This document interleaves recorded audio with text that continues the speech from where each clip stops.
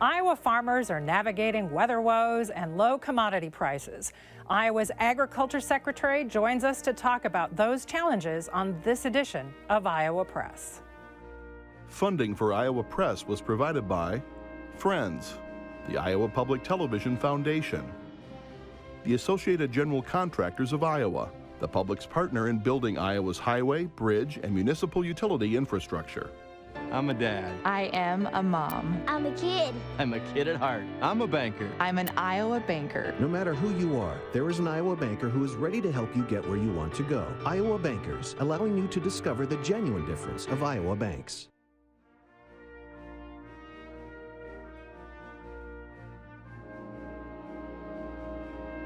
For decades, Iowa Press has brought you politicians and newsmakers from across Iowa and beyond. Now celebrating more than 40 years of broadcast excellence on statewide Iowa Public Television. This is the Friday, May 24 edition of Iowa Press. Here is Kay Henderson. Mike Naig was sworn in as Iowa's Ag Secretary on March 5th of last year. He was replacing Bill Northey, who left for a job in the USDA. Last November, he was elected to a full 4-year term as Iowa's Secretary of Agriculture. He's here today to talk about a soggy planting season and the latest on the trade war. Asking questions with me today are Erin Murphy of the Lee Enterprises newspapers and James Lynch of the Cedar Rapids Gazette. Good morning, Mr. Secretary, and as painful as it might be to talk about, let's talk about the planting season. Farmers are struggling to get their crops in the ground. It's cool, it's wet, it's flooding in some places. What's the status? How far behind are farmers? All right. Well, it's been a challenging year. There's no doubt about that in terms of the weather. Obviously, you mentioned the flooding and that we've seen in the western and the eastern parts of the state, and even soft roads and localized flooding throughout other places in the state as well. So there is no doubt that weather has impacted the progress of getting corn and soybeans in the ground this year. So we get a weekly report from USDA, and earlier this week those numbers were that we had 70% of our corn in the ground and 27% of our soybeans. Both of those are historically slow pace for the state of Iowa. And you know, we're a good week to 9 days behind corn and soybean. And there's parts of the state, northern Iowa has experienced a significant amount of delay and cold and wet conditions as well. So it's been a great challenge. However, we know that if we can get a few days strung together where the weather will cooperate, that our farmers can move very quickly and get that crop in the ground. The other piece that we always look at is what's happening to our neighbors. And in this case, we can definitely say that it is worse elsewhere. As bad as it is in Iowa, Illinois and Indiana in particular have significant delays, significantly more than the state of Iowa. So again, those conditions persist, and we sure would like to see the sunshine and the wind blow a little bit here. I would all agree with you there. In addition to the weather, farmers are facing a deadline on their crop insurance. Right. May 31st, they have to make a decision whether they're planting corn or soybeans. As the weather pattern persists, do you expect to see a shift from corn to soybeans? You know, that's something that we always look at, right, as the corn. If we are delayed significantly in corn planting, that folks may look to plant soybeans in place of that corn, and it all depends on whether or not they think they can still achieve a decent yield and make that pencil out in terms of profitability. Some deadlines that matter from a prevent plant standpoint. Again, this is part of a crop insurance program where if you do not get that corn or soybean crop in the ground in a timely fashion, your yields start to fall off, and so USDA does have a program called Prevent Plant for corn. Once you get to May 31 and soybean once you get to July 15, then folks can qualify for a Prevent Plant payment. And that is a payment that it's a % of your crop insurance coverage that you had elected earlier in the year. So I think folks will look at whether or not to make that shift. The other maybe dynamic that we're looking at this year includes a marketplace that is sending a lot of signals about whether or not to plant soybeans. And so I think folks will look at the economics as well as the timing. We are still hopeful that, you know, we do have a few days left here in May, and we're hopeful that we can get some sun to shine and folks can still get that 30% of the corn in that they were planning to. What about those places in southwest Iowa where they're not going to get a crop in? Right, so we are talking about roughly 100,000 acres of farm ground that was impacted by flooding in Pottawatomie, Mills, and Fremont counties. Now, the impact on those acres is varied. So in some areas you've still got water. The breaches in the levees have not been repaired yet, or they're in the process, but there's still water coming through. And so obviously those acres that are underwater will not be planted this year. You've got acres that might be dry, but they've got a tremendous amount of debris, sand, and other debris that needs to be removed, and those acres may or may not be planted this year. And then you've got some acres that will be able to get a crop on. For those acres that are planted, they'll have crop insurance coverage. For those that aren't, yes, you'll be looking at a prevent plant selection. Might some farmers not be able to get to the field because of the condition of the roads down there? Absolutely. And I mean, ag equipment is heavy. We hear that a lot, which is folks will say, I think I've got farm ground that's actually dry, but I can't get to it. And of course, can you imagine how frustrating that would be to somebody to know that? But absolutely, as you look down across that floodplain, there's a tremendous amount of infrastructure that's been damaged. And again, that's all part of the process of rebuilding. It really starts with whether or not you've got protection from the river. As we see, water continuing to come down through, we've got rain events that continue to contribute to increased flows. And so until you have levees repaired, it's awfully hard to go make those infrastructure investments that you need to really, really start that recovery process. Secretary, one of the other things impacting markets right now is the federal trade issues. We just learned this weekend the federal government's plans for a second round of assistance for farmers being impacted by trade and tariffs. Roughly $16 billion, 14.5 of which will be used for farm payments. Is that going to be enough to help? When we talk to Iowa farmers, you've heard this, we've heard this, that it's trade, not aid. Right. They want the trade markets, not the assistance. How much will this second round help? Right. Well, again, you would be hard-pressed to find a single Iowa farmer that'll tell you this is the desirable situation, right? That we are even talking about what a second trade assistance package looks like. Folks didn't want the first one. We wanted to see progress and hoped to see progress in securing markets for our products, right? That's what we want to do. Folks want to produce. They want to sell into a free and a fair marketplace where they have an opportunity and where we can expand our export opportunities as well. But the situation on the ground today is that we still have a tremendous amount of trade uncertainty, and we've really had that for about the last year. So whether we're talking about the need to get a deal done with China, or whether we're talking about the need to get a USMCA passed through Congress, or whether we're talking about the desire to go play offense on trade in places like Japan and other places around the world, we still don't have that progress that we'd like to see. So the fact that the Trump administration and the USDA is rolling out a second trade assistance package, it's a good thing, it's needed. It will never make folks whole.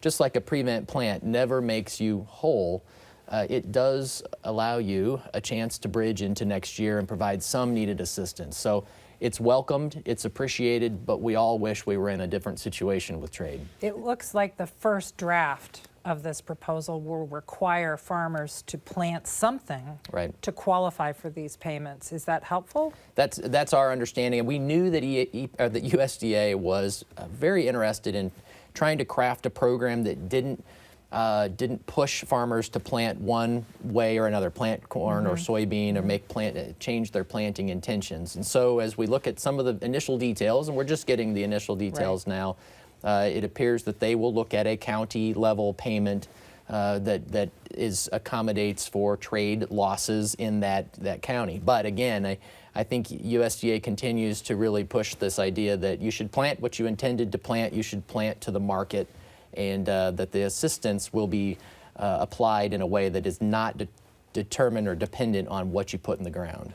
This is the second round of this. We've been talking about this issue for a long time now. How much longer is this sustainable for farmers? We've heard from farmers. There was one who participated in a town hall forum with one of the Democratic presidential candidates here in Iowa, and he said we're being asked to be patriotic, which many of them have said we're willing to do that, but how much longer can they be expected to? I think obviously we're in a situation where, again, as I travel the state and talk to folks, you get a sense that folks understand what's at stake here. They understand that the the need to get to a better place with China is very real.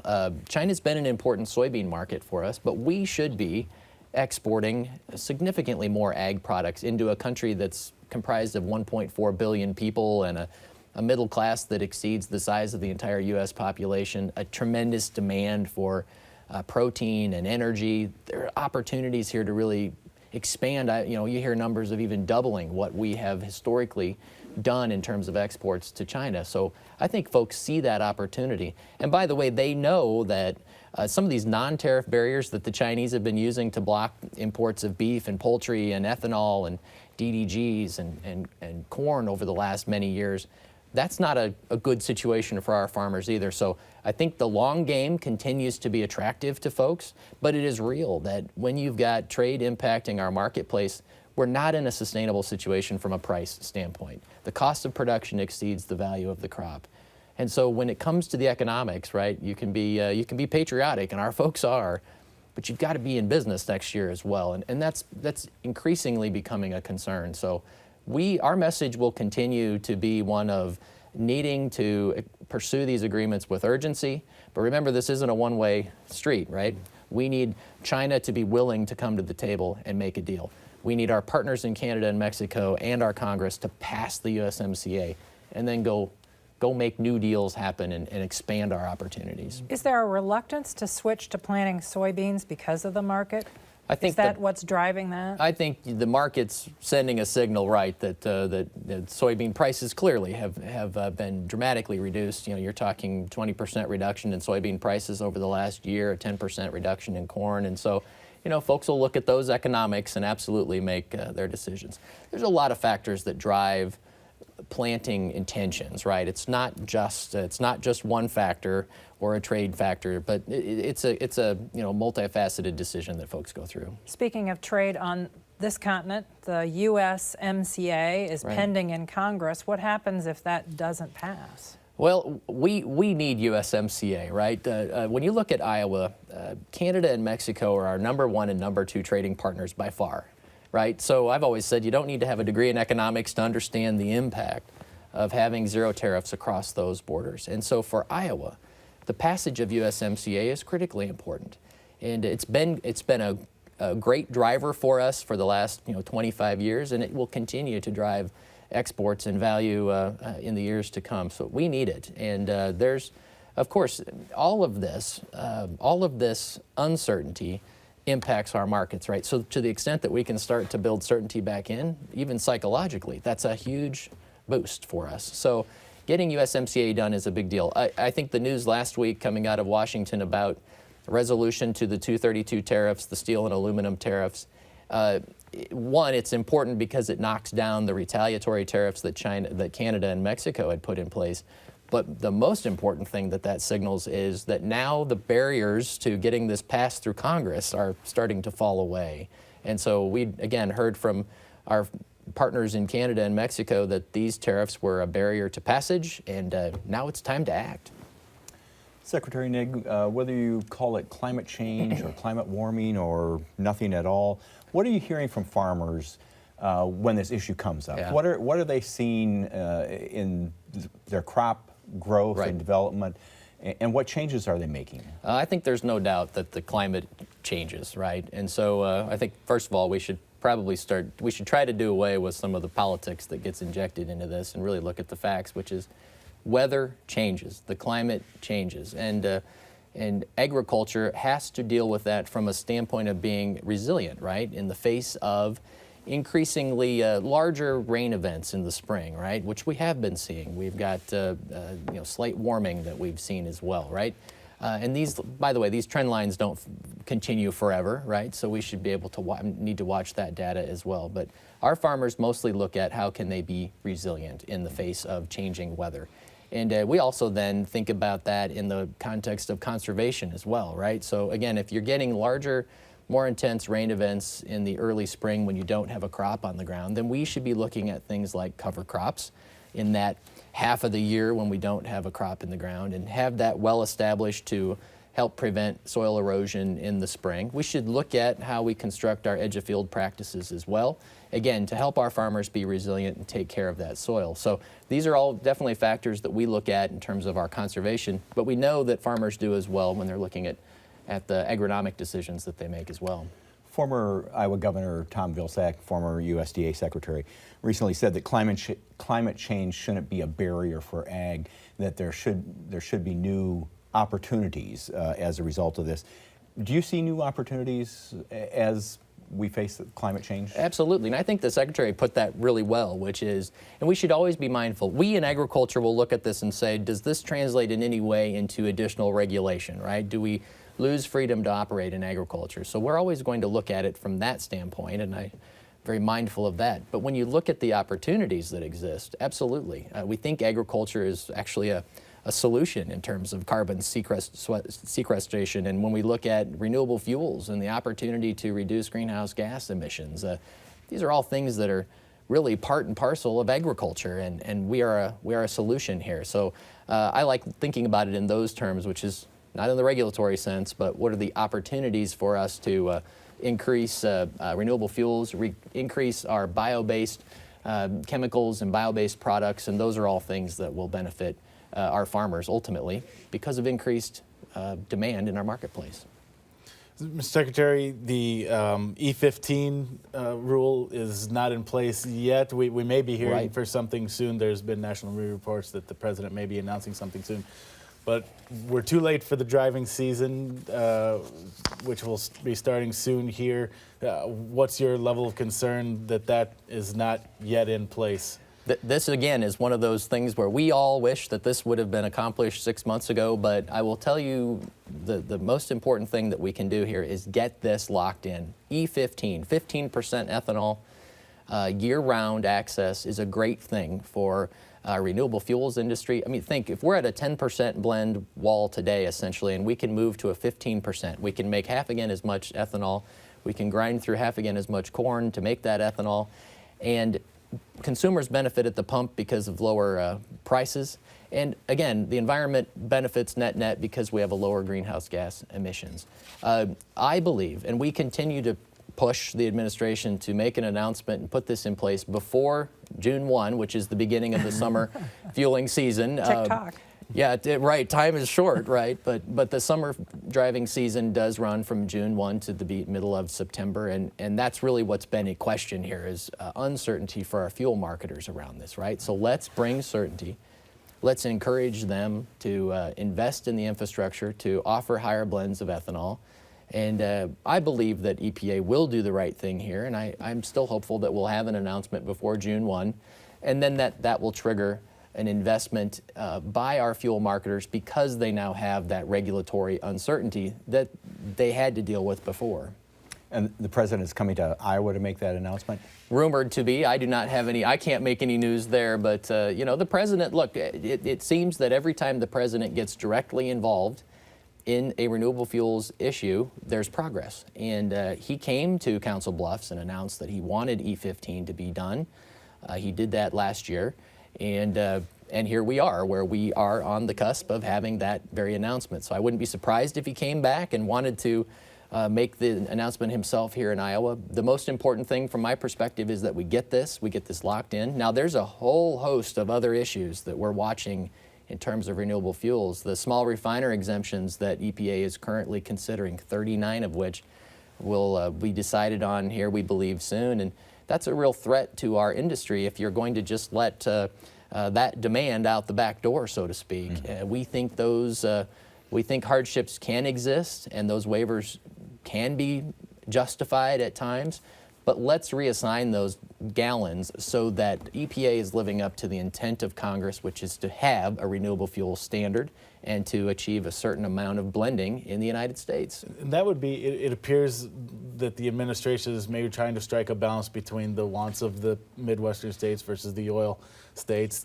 Is there a balance to be struck there that where both parties are going to come out okay with it, or is this going to be a forever tug of war? Well, I think we always know that the opponents to renewable fuels are alive and well, and that if we ever think that we are going to arrive at a point where we don't have to go advocate for our industry, And remember, Iowa's #1 in ethanol and biodiesel production. So who do we expect is going to fight for us, right? It's us. We have a responsibility to do that. And we see tremendous opportunity to grow this industry. And it's economically important to the state of Iowa. So it's worthwhile. It's important for us to lead on this. But we will always have to advocate for this industry. They may be trying to strike a balance. I would continue to urge the EPA to look at the intent of Congress, which is to have a blend level in the United States to meet that 15 billion gallon blend mark, and that we should make sure that we're abiding by the intent of Congress on this issue and support that with policies at EPA that carry that out. We're going to continue to fight for that. Farmers in Minnesota and elsewhere are conducting an experiment applying nitrogen-fixing bacteria on their fields as a way to reduce the use of synthetic nitrogen. And there are a lot of other experiments going on, and I'm wondering if you're encouraged by these sorts of experiments in the field and as ways of reducing that nitrogen and phosphorus runoff that affects water quality. Absolutely. You know, one of the great things about the job that I'm in and even just being in agriculture, right, is that there's constantly, we're in constant improvement. We're always looking at innovation. And I think there's a lot of work yet to be done in terms of research and application of nutrient management in the field, in how tillage interacts, in the benefits of cover crops.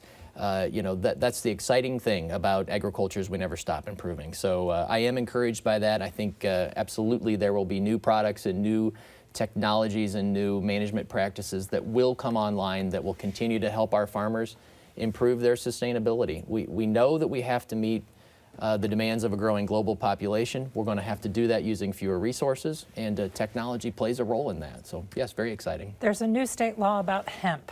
Yes. The growing season isn't authorized until 2020. Your agency has to draw up the rules for this in concert with the USDA.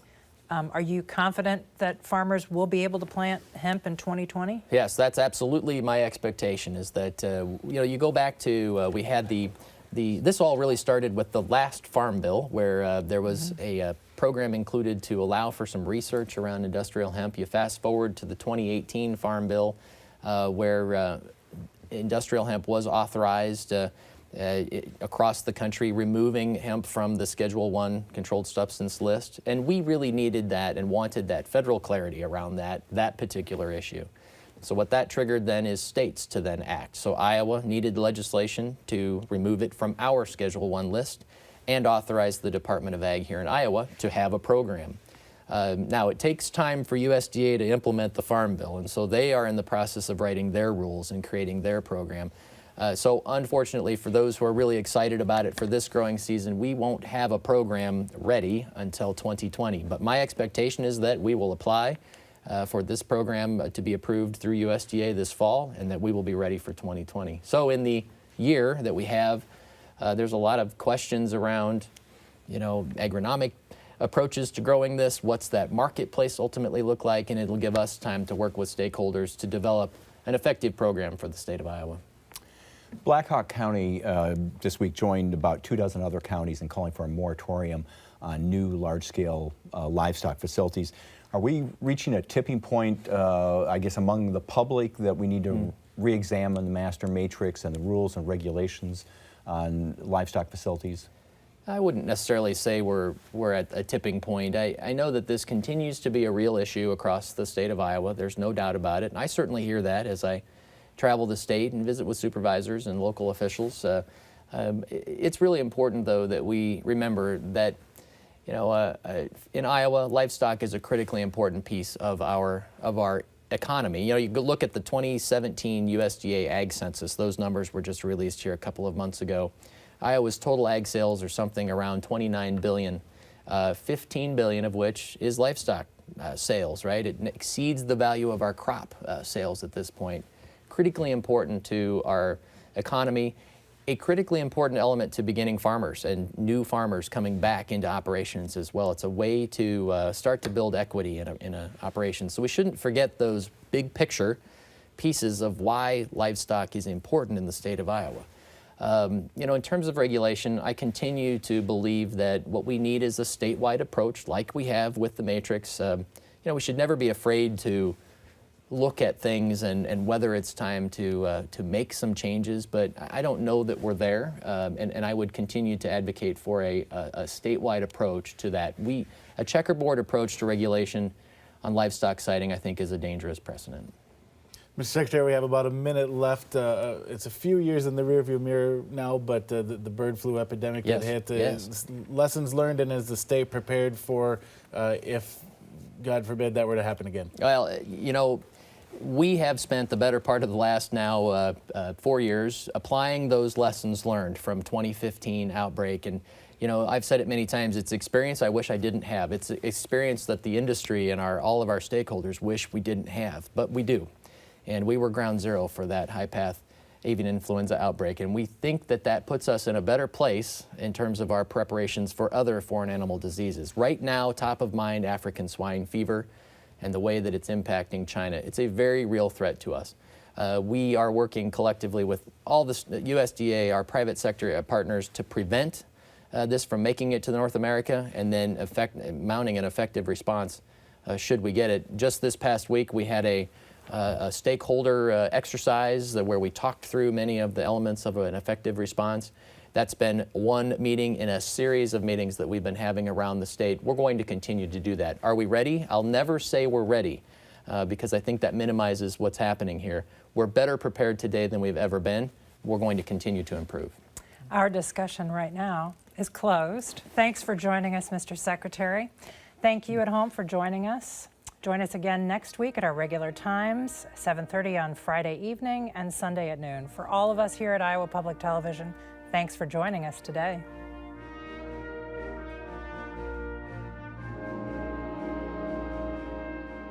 Funding for Iowa Press was provided by Friends, the Iowa Public Television Foundation, the Associated General Contractors of Iowa, the public's partner in building Iowa's highway, bridge, and municipal utility infrastructure. I'm a dad. I am a mom. I'm a kid. I'm a kid at heart. I'm a banker. I'm an Iowa banker. No matter who you are, there is an Iowa banker who is ready to help you get where you want to go. Iowa Bankers, allowing you to discover the genuine difference of Iowa banks.